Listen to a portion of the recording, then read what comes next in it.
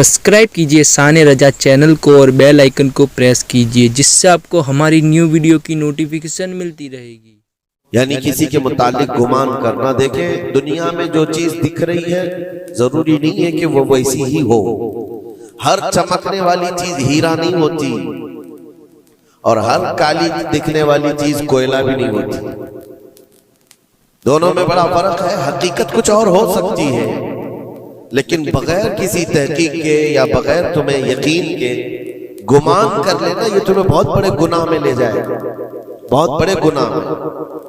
अब गुमान की किस्में भी मैं आपको बताऊंगा, उससे कबल मैं आपको बताऊं सिर्फ सैयदना जुनैद बगदादी रदी अल्लाह ताला अन्हु, जो सैयदुत ताइफा वलियों के सरदार, अपने जमाने के कुतुब, घर में बैठे हुए थे। बड़े आप घर से भी मालदार थे, बहुत सारे लोग अपनी जरूरत लेकर के आते थे। दोपहर का वक्त था, एक मांगने वाला आपके दरवाजे पर आया।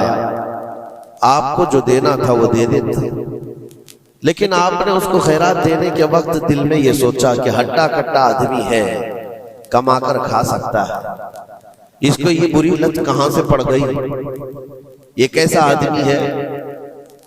बहरहाल उसको जो खैरात देनी थी दे दिया, वो बंदा चला गया, खैरात लेकर चला गया।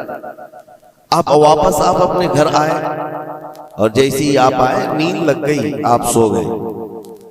आपके सोने के बाद आपने ख्वाब देखा कि मैदान महशर कायम हो चुका है, हिसाब किताब हो रहा है, लोगों में नफसा नफसी का हाल है, फरिश्ते कुछ को पकड़ कर ले जा रहे हैं, कुछ का हिसाब कर रहे हैं। और जब हज़रत जुनैद बगदादी का नंबर आया तो दो फरिश्ते बहुत बड़ी थाल लेकर के आए, जिसमें कच्चा गोश्त था और खून टपक रहा था। जुनैद बगदादी से कहा गया कि ये लो, इसको खाओ। तो हज़रत जुनैद बगदादी ने कहा कि क्या मुझे नहीं जानते, मैं जुनैद, मैंने ऐसा कौन सा गुनाह किया कि मुझे इसकी सजा ये दी जा रही है। फरिश्तों ने कहा, ऐ जुनैद, क्या अपने मोमिन भाई के बारे में आज दिन में आपने बुरा गुमान नहीं किया? जो आपके दरवाजे पर आया उसके मुतालिक आपने बदगुमानी नहीं की?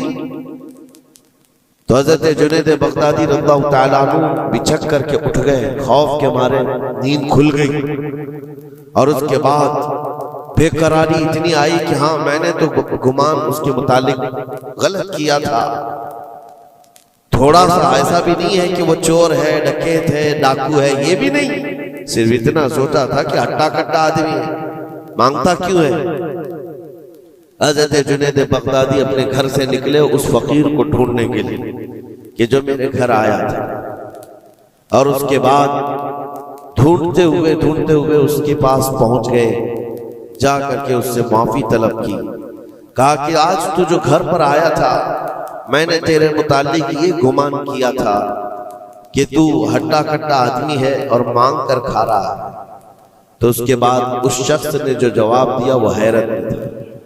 मेरे अजीजों, ना वो फकीर था, ना ही वो कोई कमजोर और मजबूर था, बल्कि अल्लाह के एक वली थे जो उनके इम्तिहान के लिए आए हुए थे। हज़रत जुनैद बगदादी रज़ियल्लाहु ताला अन्हु को उससे ज्यादा माल उन्होंने लौटाया और कहा, ऐ जुनैद, तेरे मकामात को अगर कोई चीज खत्म करती है तो मोमिनीन के मुतालिक बदगुमानी कर। अगर तू आज यहाँ ना आता तो तेरे मकामात रोक दिए जाते, आगे तुम न मारिफत और तरीकत के रास्ते पर बढ़ सकते, क्योंकि ये मर्ज है, ये बीमारी है। इस बीमारी ने तो हमारे मुआशरे को खराब किया हुआ है। बदगुमानी से बचो। यहां तक के लोगों ने बहुत जल्दी अपने दिमाग पर यकीन करके फैसले भी ले लिए हैं। आप मिसाल के तौर पर किसी घर से कोई निकल रहा है और आपने फौरन ये गुमान कर लिया कि ये इस घर में बदकारी करने के लिए गया था। आपकी नेगेटिविटी जो जहन में थी, आपने गुमान किया और उस पर यकीन की मुहर भी लगा दी। ना उससे आपने जाकर पूछा कि कौन है, क्यों आया था। इसी तरह की एक और बात मैं आपको बताता हूँ। हज़रत शफीक बल्खी, बड़े बुजुर्ग, दरियाए दजला के किनारे आए, देखा कि एक मर्द, एक नौजवान है, औरत को गोद में सुलाया हुआ है دریا کے کنارے اور شراب کی بوتل ہاتھ میں لیے بیٹھا ہے۔ اس طرح کا ماحول تو بغداد کا نہیں تھا، پردے کا ماحول تھا، اسلامی ماحول تھا، لیکن کھلے عام کوئی دریائے دجلہ کے کنارے اس طرح بیٹھے اور وہ بھی اولیاء کی نظر پڑے تو ان کے لیے تو بہت حیرت کی بات تھی۔ حضرت شفیق بلخی نے دیکھا، کہا ہائے افسوس زمانہ کہاں آ گیا، لوگ کھلے عام عورتوں کو لے کر باہر سونے میں باہر مزے کرنے لگ گئے اور کھلے عام اب شراب بھی پی جانے لگی، شراب بھی پی جا رہی ہے، خود بھی پی رہا ہے، اس عورت کو گود میں تھوڑا تھوڑا سا پلا بھی رہا ہے۔ حضرت شفیق بلخی نے کہا کہ بہت سخت حالات ہو گئے بغداد میں، اتنی عیاشیاں میں پہلی مرتبہ دیکھ رہا ہوں۔ اسی اثنا میں ایک کشتی دریائے دجلہ میں ہچکولے کھاتی ہوئی آ رہی تھی اور اس کشتی کا بیلنس بگڑا ہوا تھا، وہ آگے بڑھ نہیں پا رہی تھی۔ ادھر ادھر کرتے کرتے اچانک وہ کشتی پلٹ گئی، اس میں 10 لوگ سوار تھے، سب کے سب دریا میں ڈوب گئے۔ یہ جو نوجوان کنارے پر بیٹھا تھا، اس عورت کو جو گود میں لیے بیٹھا تھا، عورت کو اٹھایا اور اس کو سائڈ کیا، بھاگتا ہوا گیا دریا کے پاس، یوں ہاتھ ڈالتا تھا، ایک آدمی کو نکالتا تھا اور باہر کرتا، نہ اس کے پاؤں پانی میں ڈوبتے تھے، یوں سمجھ لیں کہ جیسے دریا میں کوئی کھڑا ہے اور اپنے ہاتھ ڈال ڈال کر کے نکال رہا ہے۔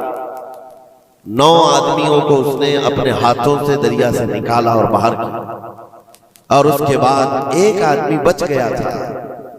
اس نوجوان نے حضرت شفیق بلخی کی طرف دیکھا جو وہیں کھڑے تھے، کہا کہ اے شفیق بلخی، میرے بارے میں بہت کچھ تم نے سوچا دل میں، 9 تو میں نے نکال دیا، ایک آپ نکال دیا، یہ جو جان بچایا ہے میں نے، اور رب تبارک و تعالیٰ نے فرمایا جس نے کسی ایک کی جان بچائی اس نے پوری کائنات کی جان بچائی، پوری دنیا کی جان بچائی، میں نے تو 9 کو بچایا، آپ ایک بچاؤ۔